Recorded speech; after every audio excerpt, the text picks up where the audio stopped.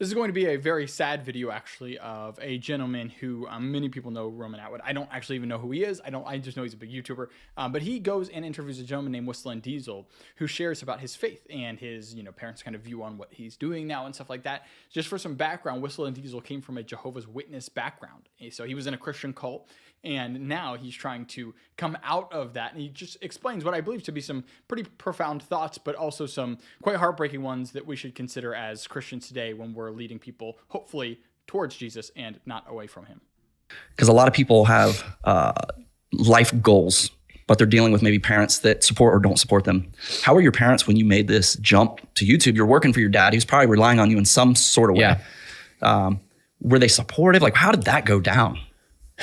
Yeah, so I'd say my dad is really similar to me, other than his view on religion, probably. And my mom is very supportive. So, like, obviously the point is he's making a criticism of, the fact that they are still Jehovah's Witnesses, even though he is, changed his view on the whole JW game and said, I'm not very interested in this anymore. So that's where this is coming from, what he's saying of, the difference. So he's saying we're aligned in a lot of ways. We just don't agree on religion, which, again, would be a spit in the face to them, because, like, the only thing that does matter to JWs is their faith. Like, that's the only thing that they care about. And as Christians in general, that should be the only thing we care about as well. Just unfortunate that they're way off on a lot. Both are supportive of me. Like, they're really good parents. Like, they want to see me succeed. Their view of success is different than mine, but they want to see me. They want him to be probably a missionary or something along those lines. Do well, like, they're always there for me. If anything, it's me being too busy, But yeah, I'd say when I started YouTube, they are supportive of everything I do, unless they think it conflicts with God. So that's where the only lack of support was from. Which, by the way, if you've watched his stuff, like, a lot of it would be for, again, like, in their mind, right? Because, like, they're very, very, very conservative with things, very chilled, modest, calm type lifestyle. And he is the complete opposite. He's driving, G-Wagons into brick walls and stuff like that. So, like, obviously he's doing, like, practically, I mean, they would not be happy or pleased with him as a child from a JW standpoint. So I'm sure that causes a lot of conflict. And then my grandpa as well is really close to me. So my grandpa is extremely supportive. But yeah, definitely with my parents, kind of concerned about how it looks for my religion and stuff, especially when I started. And he didn't want me, like, leaving construction, particularly because he needed help. But he was, like, okay with me going. Like, he knew that I had opportunities outside of it, so he's okay with it. But yeah, I'd say my parents in general are pretty supportive people. I can't complain about the way I was raised, other than just the religion. Yeah. But and he keeps going back to it, because obviously this is something that's been very upsetting to him. Which this next statement he makes, I think, I hear what he's saying here. Yeah, I really can't put that on anyone. Yeah, were they born into it too? Is all they know? No. So I think that's a huge difference, because when you are not born into it, you've chosen it. Yeah. If you've chosen something, you've justified it to yourself.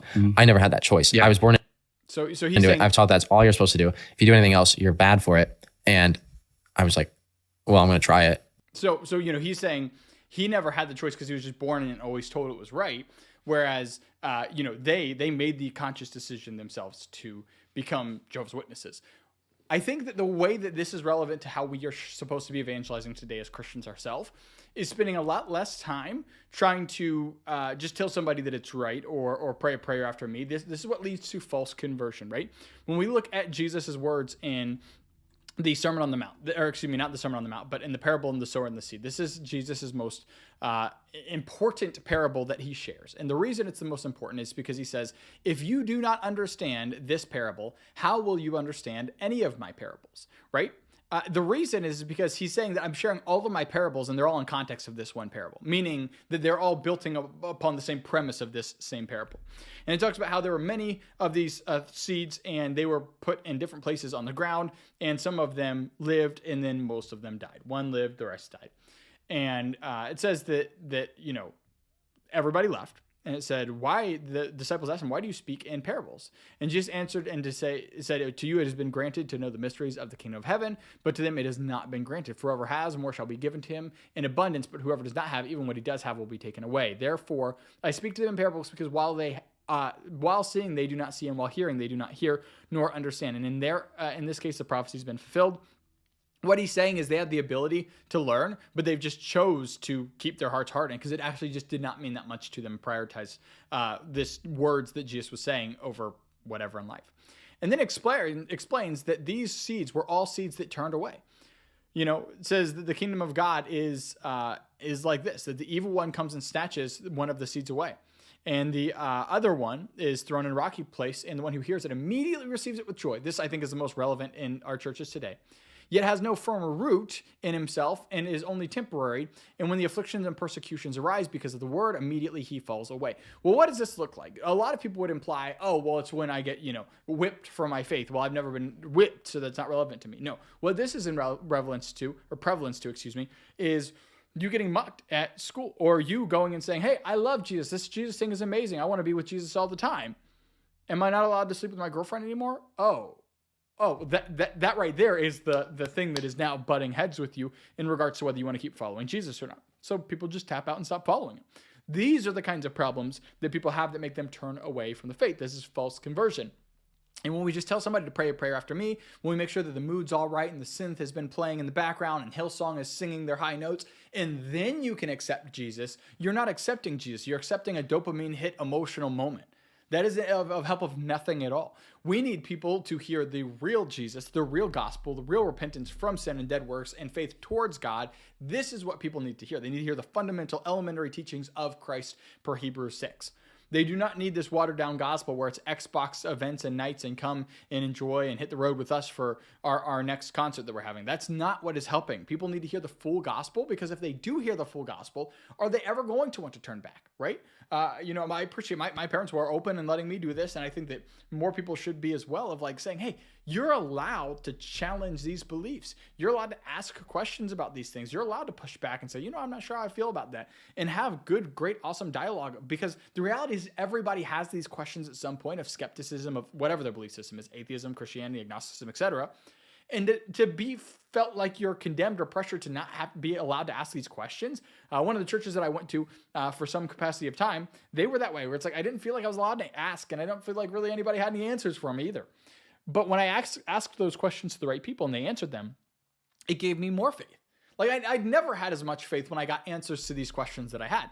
And in the same way, we as Christians should encourage others to question their faith and question how we've came to the conclusions that we've came to, so that they can come to a firm, rooted, grounded belief in what it is that they're believing in, instead of just this like, I had this emotional moment and I was doing pretty rough and now I'm doing better and I feel happy because Jesus is with me now. Like, not that. But like, people need to learn apologetics. Us as Christians have not done a very good job of encouraging the church in apologetics. I'm going to do way more apologetic conversations in this channel, because I've had so many people ask me about it and request it. And it's really important, I think, for people to know. But here it is right here. 1 Peter 3:15. It says, sanctify Christ as Lord in your hearts, being ready at all time to give a defense for the hope that is within you, and to give an account for I'm quoting it in my head in a different translation than I'm reading it in. But to be able to make a defense to everyone who asks you to give an account for the hope that is within you, but with gentleness and respect.